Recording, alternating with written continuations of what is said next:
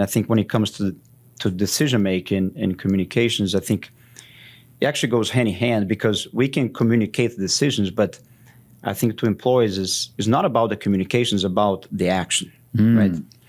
You can talk, you can have a good talk, but it's about the walk. Hey, welcome to another episode of the Coffee Break Podcast, where our mission is to share business ideas, practices, and strategies while we enjoy our cup of coffee. Today, we've got a special guest. Lucas Boselli is with us. But before we get into that conversation, I want to invite you, if you haven't already, to make sure you subscribe. We have a brand new episode out every Tuesday morning at 9 a.m., and we don't want you to miss a single episode, because you never know who's going to be on the podcast. And this one's a pretty exciting episode, so we don't want you to miss any of them. To do that, all you've got to do is go to Loc-Doc.net/podcast, and you can subscribe there to any of the podcast platforms that you wish, or you can follow us on YouTube and Facebook and subscribe and like us there, and you will get a video version of the podcast every Tuesday morning at 9 a.m. as well. So we invite you to do that. It's exciting. We have all kinds of fun conversations around business ideas, practices, and strategies, and we've got a really good one to share with you today. Lucas Boselli is the Executive Vice President and the head of the Americas division of ASSA ABLOY. And it's interesting because he's a guy that's running a corporation with over 10,000 employees, a division with 10,000 employees, responsible for a little over $2 billion in annual revenue. And he's sitting at the desk with us today to discuss making decisions and the impact of decisions. And it's really cool to be able to sit at the table with somebody like this and be able to learn from their experiences and how they're applying it on a massive scale, so that you and I can take those experiences and apply them at whatever scale and whatever position that we're in. So I hope you're ready for a great conversation today. It's a very direct, very opening conversation, and we're about to dive right into it. So grab a cup of coffee and get ready for this conversation. We got so much to say. We got a podcast to make. We're sipping on lattes, and it's time for a coffee break. It's time for a coffee break. Oh yeah. Welcome again to the podcast. Thank you for joining us today. Chad, thanks for the hospitality and another great cup of coffee. We got 2 espressos down, so now it's going to be see how long we can hold on. You're used to this, though. Sure. 2 more to go. What's your typical coffee count for the day? I'll say a few large cups in the morning, and then 1 after lunch. Yep. And an afternoon booster. There you go. Why not? Why not? That's a good rhythm. That's a good rhythm. Well, we'll get into who you are and what you're about momentarily. But first, rapid fire. 5 randomly selected questions just to get under your skin with unknown point values. Let's do it. You ready? Question number 1. What's your favorite day of the week? Wednesday. Wednesday. Elaborate. We're halfway there. Yeah?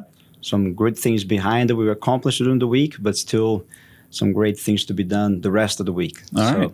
I think it's a good place. As we record this podcast on a Wednesday, sure, it's a good day. It's kind of that midweek breath of, okay, we can do this. And also to look back, I think a lot of things, good things during the week already take place Monday and Tuesday. And we get a refresher to say that, but also we're getting close to the end of the week. So how can we accelerate some things and push through the finish line? Yeah, I like Mondays. I used to hate Mondays many, many years ago. Hated Mondays. And it took me a while, but I got really much engaged with Mondays are like my day. Fresh start, fresh slate. Let's go accomplish something big. So that's very intriguing. All right, next question. If you inherited or won $1 million, what's the first thing you would do? I would probably give it away. Give it away. Yeah. I think it's there's a lot more people that need that $1 million than I do. I'm thankful for I've been blessed with a comfortable life with my wife and my kids, but I think that's something that all of us can do more is to help people that don't have even the basic needs. And I think sometimes we take that for granted or don't do enough, but I would give away. Not all to one organization or to one destination, but I would spread the love. There you go. A high level of generosity. All right, here's a question for you. This might be actually interesting. Question number 3. What jobs did your parents have?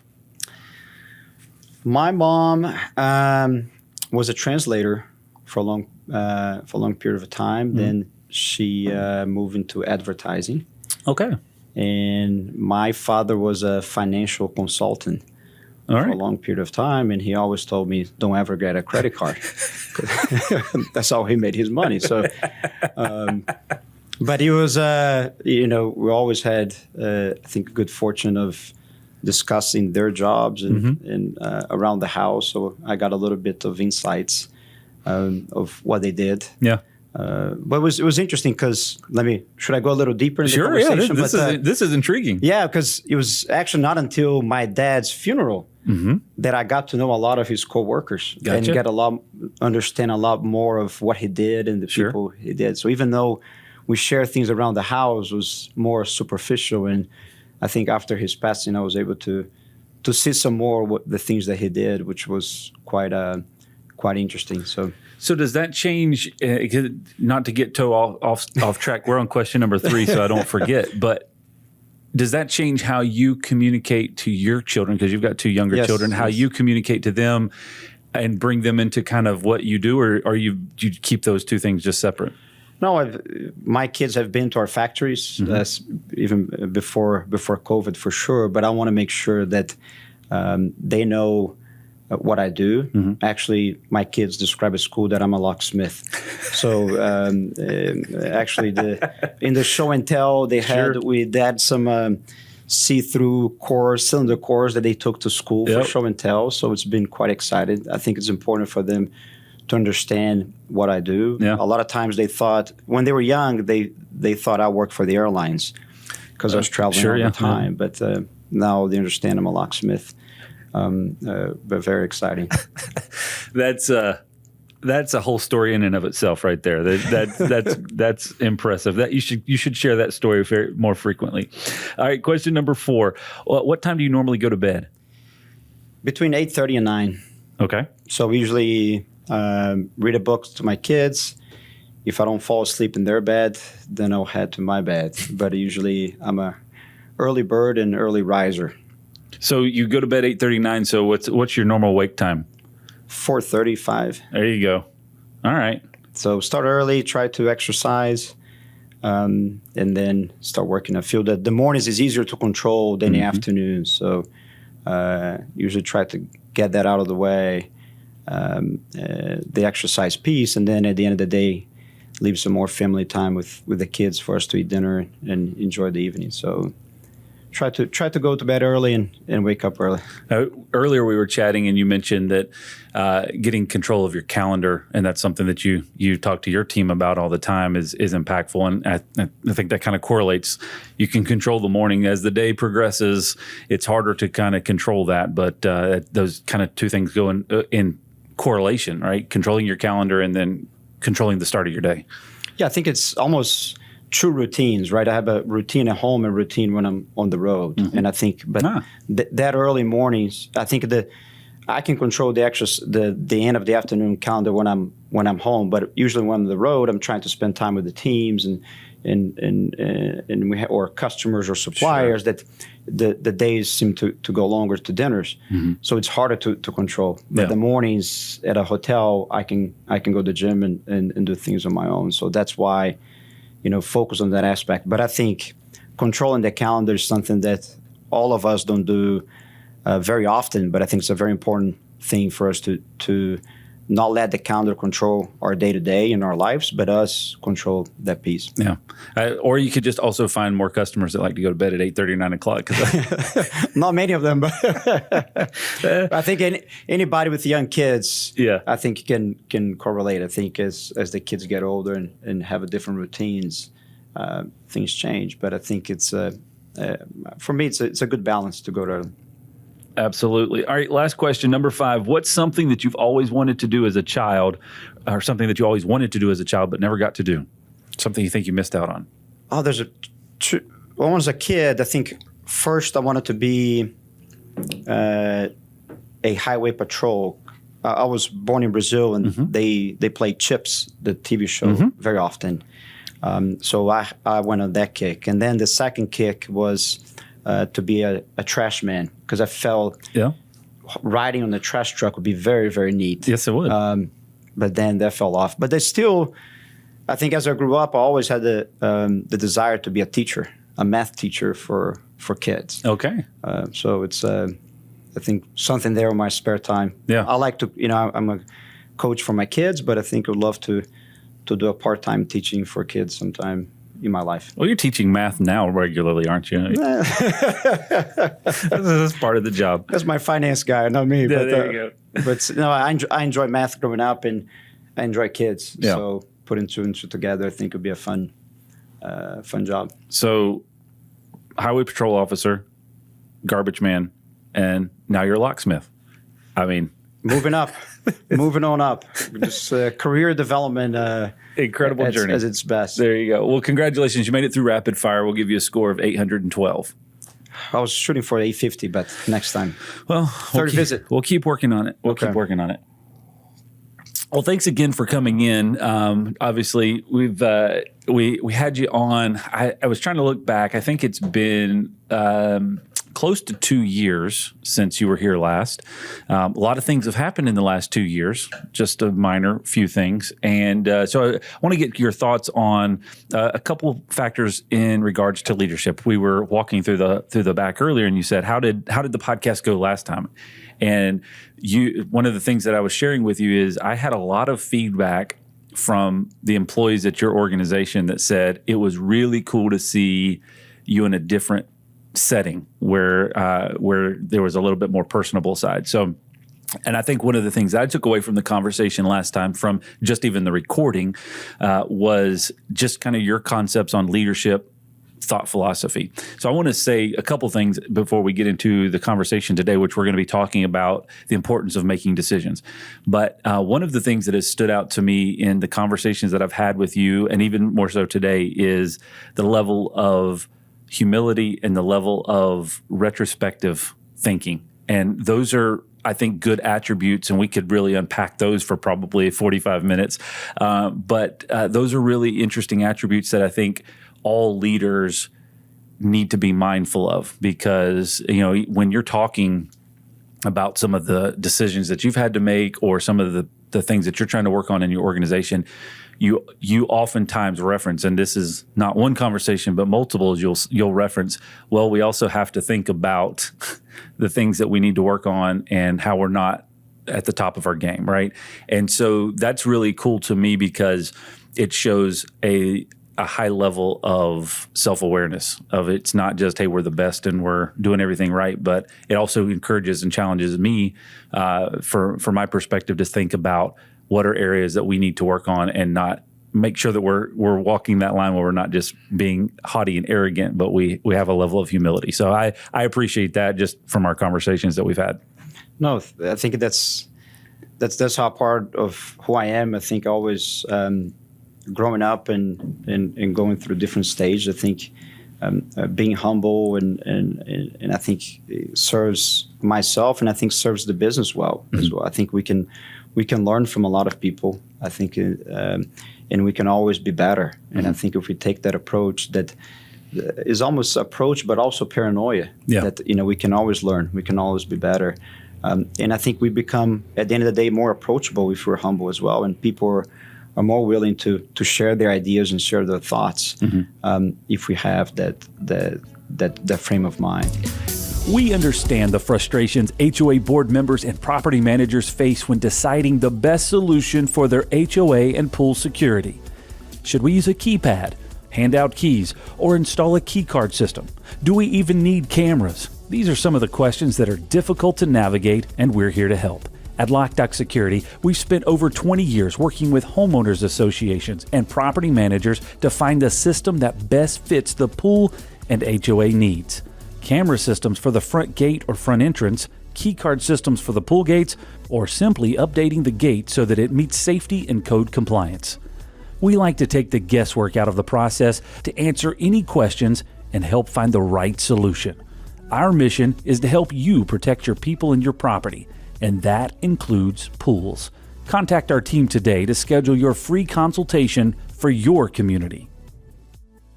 So this is something, and I want to kind of jump in and hit this because I think it's going to give some context for people that don't know who you are. And so this is probably, again, from we just talked about humility. This is probably not a conversation that you like to dive into very regularly, but the role that you operate in an organization. So you're part of a global organization. You're the head of the Americas division. Give the listeners that may not have any clue as to who you are, what kind of what does that look like? Because you're leading a large number of companies and a large number of employees. So give us some of the stats and dats. Yeah, so we have roughly about 10,000 employees through Canada all the way to Latin America. Roughly 27 different manufacturing facilities throughout the regions. Our business is about $2.3 billion in terms of top line. Mm-hmm. So it's an organization that we have a business model that's very decentralized. So we try to empower the leaders of the different organizations or the different countries or regions. Mm-hmm. But it's a fun job. So it's some of those numbers are big, but I think at the end of the day, it's a fun environment, and hopefully, we'll continue to make it an exciting place to work, to grow, to develop, and I think that's how I see it. I don't see it as a big business, as a big organization. I see it's a collection of a lot of very small, exciting business that we have in our portfolio. Yeah.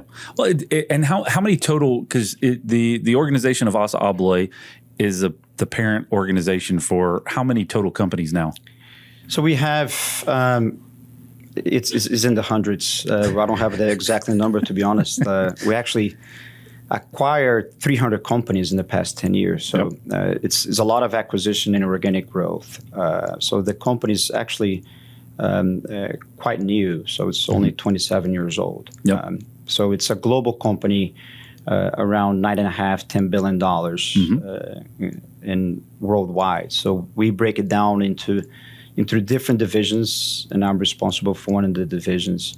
But having that philosophy of decentralized management, decentralized organization, empower the people and the teams to develop their own business. Yeah. And for me, that was what was attractive about the company. So the interesting part, and moving into kind of a topic of conversation about decisions and having to make decisions. So. And that's why I wanted to give some context. So you've got 10,000 employees. You've the total businesses that you're responsible for somewhere a little over $2 billion. It's nothing to just shake a fist at. Like that's a real number. Decisions are being made, just tons of them every single day. And you're talking about decentralized. You're talking about giving people the empowerment to make those decisions. So we can kind of break the conversation up in a couple of different ways. Number one, in the kind of responsibility that you have and maybe the coaching that you give on the importance of just making a decision. Because I feel like in our current maybe environment and culture, a lot of times people just are fearful to make a decision because they don't want it to be wrong. So we can talk a little bit about that, just the importance of making decisions. And then two, how you disseminate or empower those decisions to be made across a level of 10,000 team members, 10,000 employees, because that's one decision that you make can impact 10,000 people, but one decision that somebody in a smaller team can make can impact hundreds.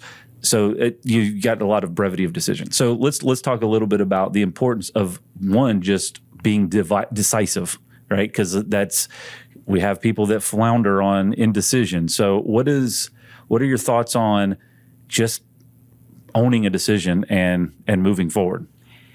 Yeah, I think the worst decision is not making a decision, right? And I think if you break it down, I think that the real fear of people is not making a wrong decision, but actually giving the news that the decision was not right. Mm-hmm. So I think the fear or the lack of decision making is not when you making that decision left or right, but how I'm going to feel 6 months from now or a month from now that that I made the bad decision, and how the organization, how my peers, how my manager will look at me, what's going to be the approach or the impact on myself for making that bad decision. Yep. So I think a lot of the fear is not around the decision itself, but the consequences of that decision. Yeah. And I think if we focus on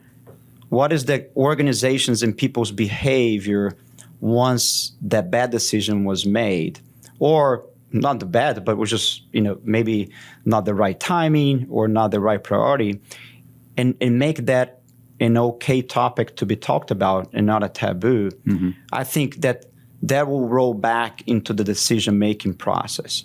And I think all of us, I lost count of how many bad decisions I've made. I mean, it's natural of us to make bad decisions. I think nobody is batting in 100. But the minute that we can comfortably share those shortcomings, the minute that we can talk about those things openly and admit our shortcomings, I think you would create an environment that it's okay to talk about bad news. It's okay to talk about wrong decisions. Because I think that is the fear we talked earlier, of every leader is, by the time the news comes to us, is not a storm, is a tsunami. And if you create that culture of, hey, it's okay to put the fish on the table, then I think it would trickle back to the decision point to say, hey guys, it's okay let's make a decision, because either way it's going to be okay. And I think, we talked before about leadership traits, and I think for me, a very good leadership characteristic is consistency. And if a leader is consistent in the good and the bad, in the good outcome and in the bad outcome, I think you will motivate the organization to make quicker decisions, in fact, and be more agile.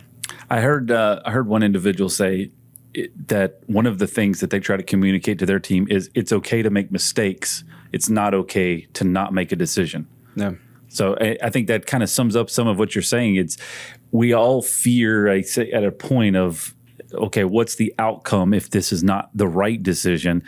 And so then we defer and defer and defer and defer just to not make a decision, ultimately making it a bigger issue because you just didn't decide. Yeah, the defers, I think, is the killer. Yeah. I think is not making a decision, or that waiting period, or that review, or this meeting, this presentation, this thinking. It's all of a sudden makes the job not as exciting as it should be. Yeah.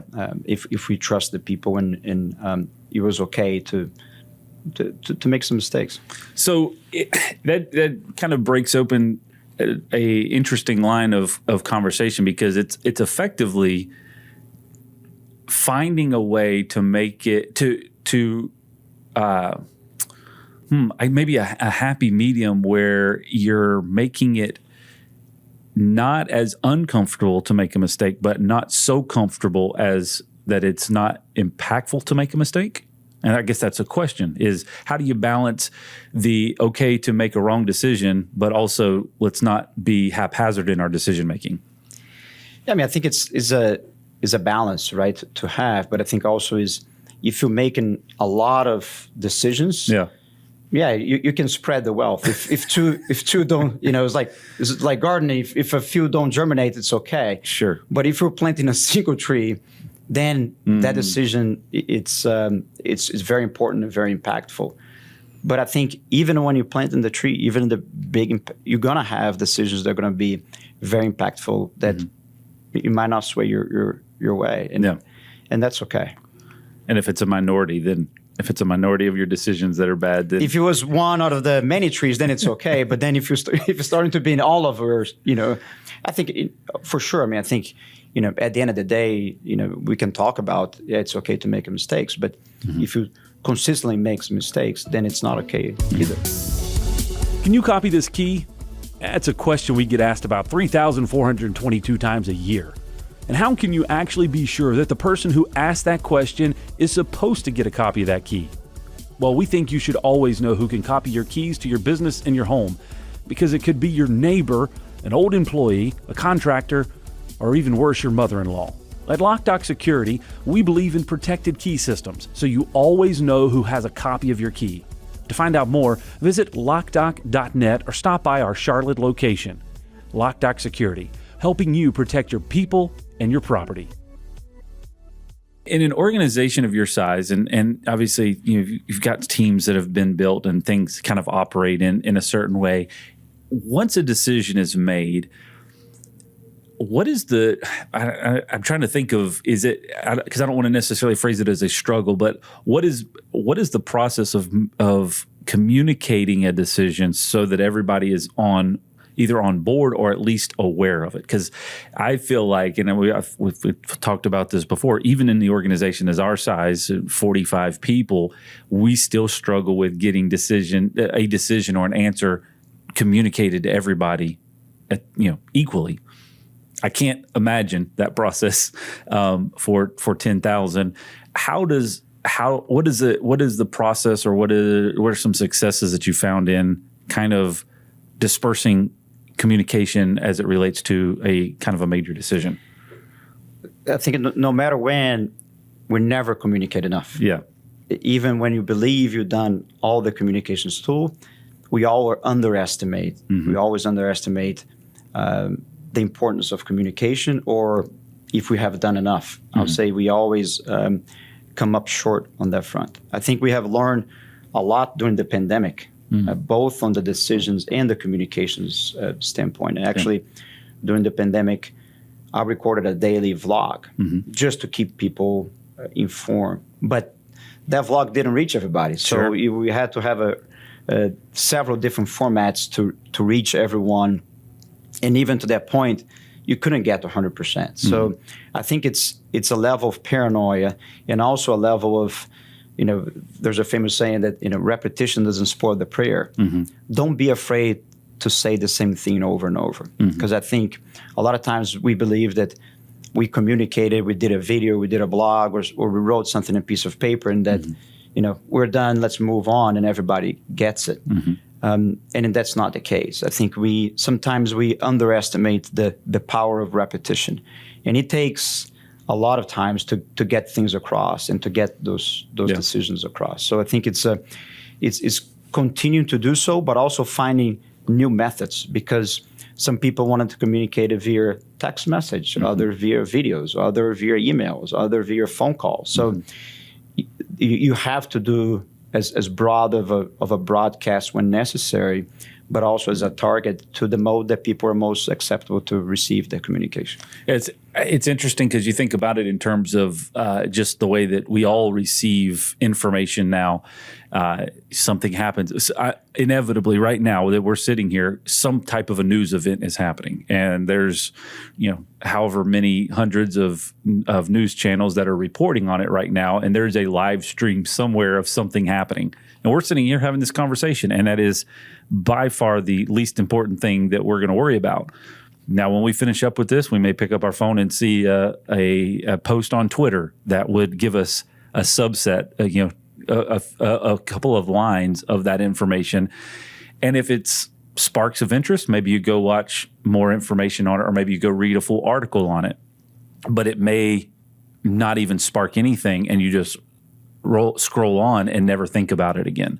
So in terms of that same thing, you're sitting there recording a vlog every day to try to communicate out, and somebody's like, yeah, I missed the last 3 days. And they missed something that was really important that was going to impact them. So now you got to figure out, how do I break that down and get that information to people? And the repeating part of it, I guess, of relevant information is kind of what you're talking about.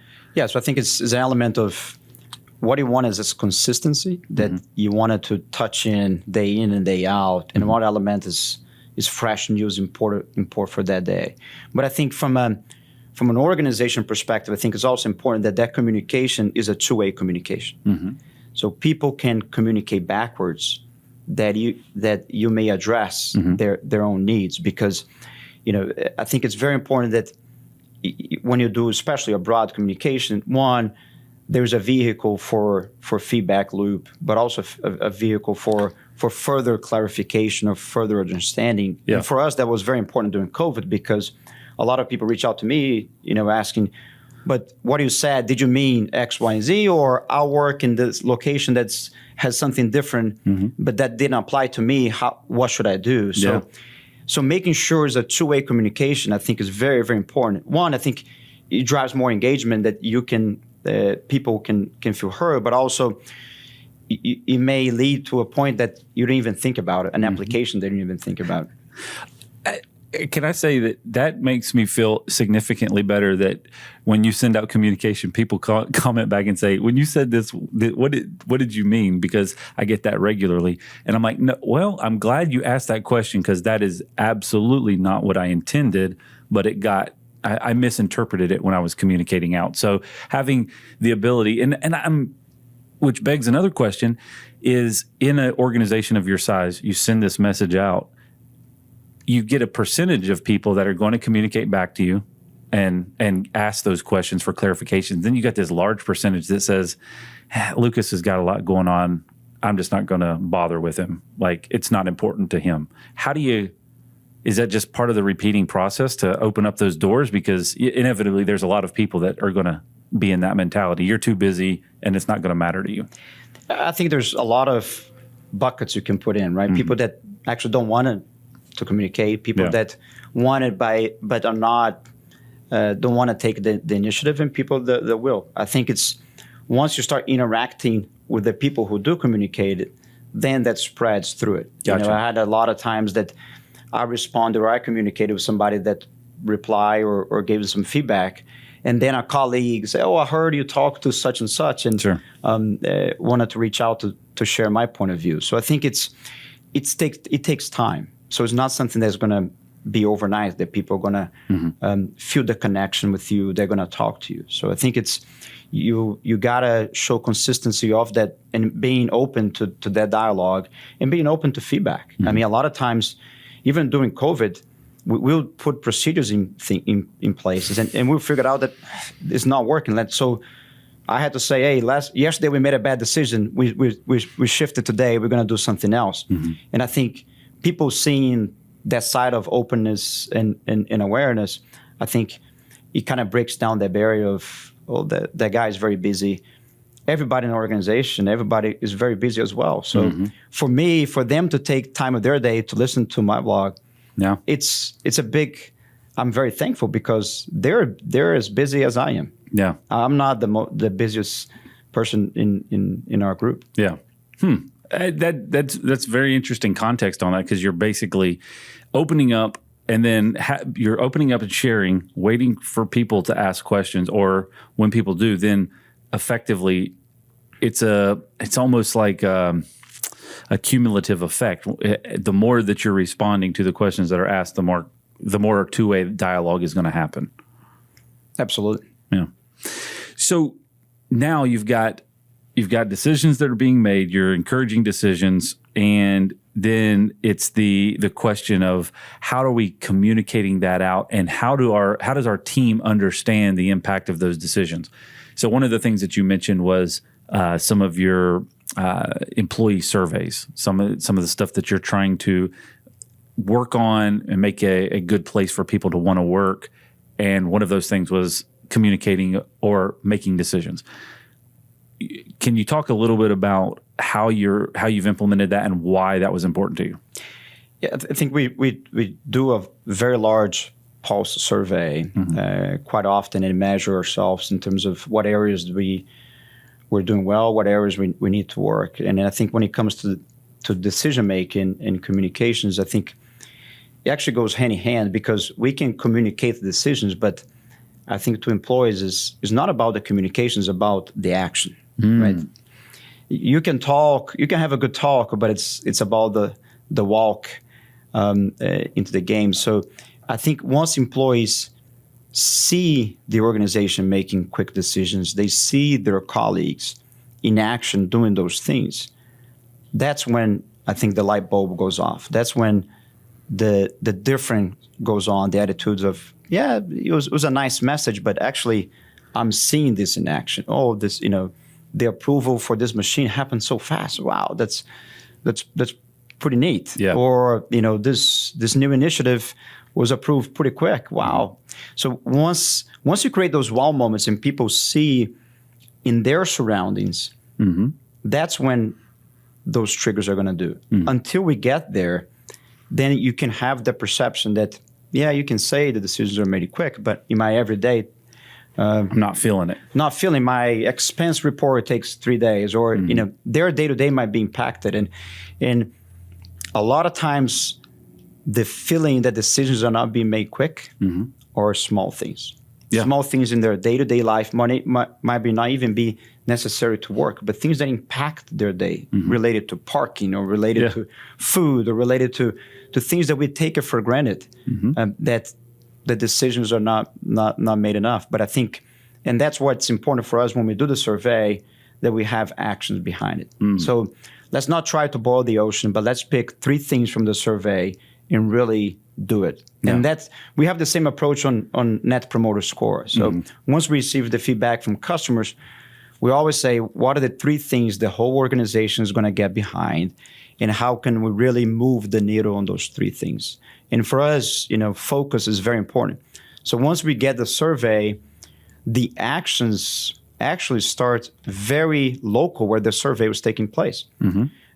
Because we don't want 9,000 opinions to water down the sense of a small location. So the location takes ownership to say, those are the 3 things we heard loud and clear that we're not doing good at it. Yeah. Let's pick those 3 and focus on. If you try to do 10 things, you will never get done. Yeah, no, that's interesting. I'm jotting down some notes here, some takeaways, because that's one of the things that I think you just tucked in there was the importance of the decision to the individual, right? So you're working on this major new initiative that's soaking up weeks and weeks of time, but somebody's asked about the pothole in the parking lot that they keep impacting their day every single day. And that seems like an insignificant decision in the grand scheme of things, but to that group of folks, it is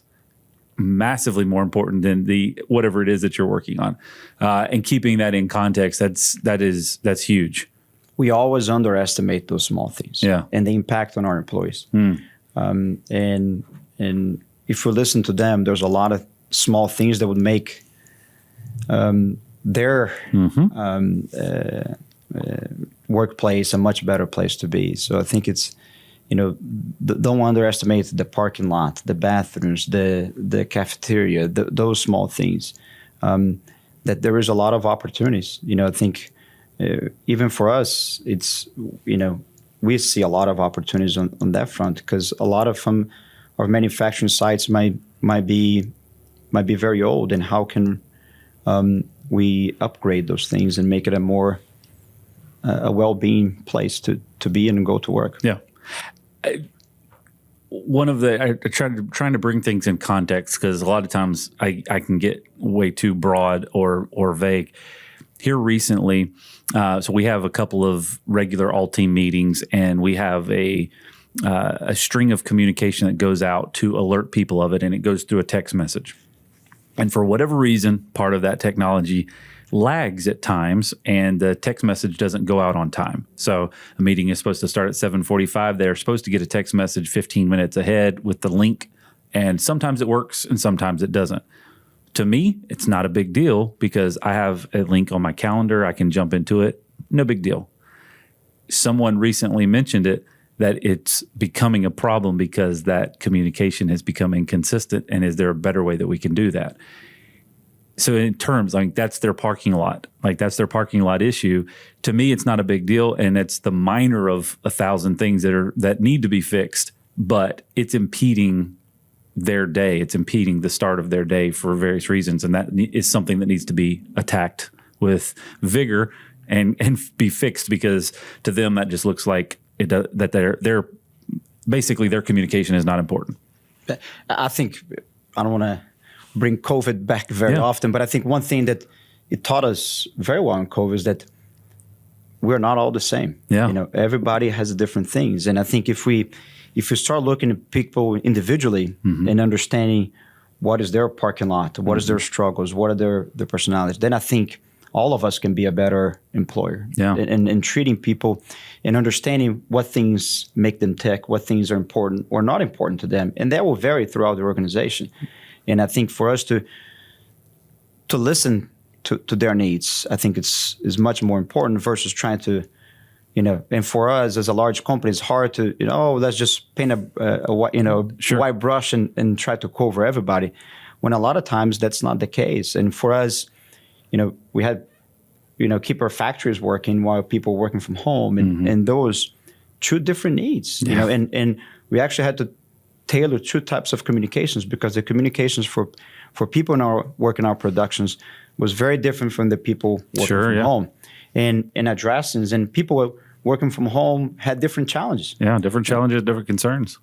So I think addressing and understanding those different challenges, I think it's, taught us very well that, definitely from an employee relationship, one size does not fit all. No, that's very, very impactful. Well, I've got a couple of new a couple of new takeaways for today. Trying to boil the ocean. I like that one. I wrote that down because I've never heard that one before.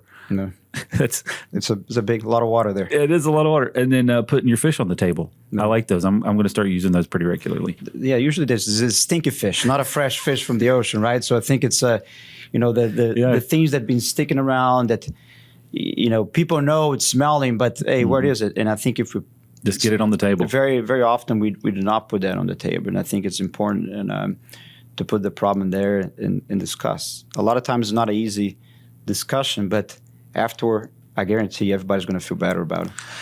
Just to kind of tie a bow on kind of the decision thing, I maybe it's not worth underlining, but I'm going to say it anyway just because it's fun. The parking lot situation, because I think that's a tangible analogy to look at. If there was an answer that said, "Hey, Bob, we understand the parking lot needs to be fixed, but we don't have the ability to fix it right now. It's going to get fixed in June of next year." Maybe that's not even applicable, but just it's going to get fixed in June of next year. At least that is a decision that says this is when it's going to happen, instead of just a constant, the parking lot needs to be fixed. The parking lot needs to be fixed. Is that kind of what you're saying? Is it at least responding, giving a decision, even if it can't be immediately fixed, but letting them know that you hear it and that there is going to be action? Absolutely. I think it's one, if you can share the priorities, say, listen, 1, 2, 3, Bob, the parking lot's very important, but the bathroom is number one, the cafeteria is number 2, parking lot's number 3. We're going to get into June.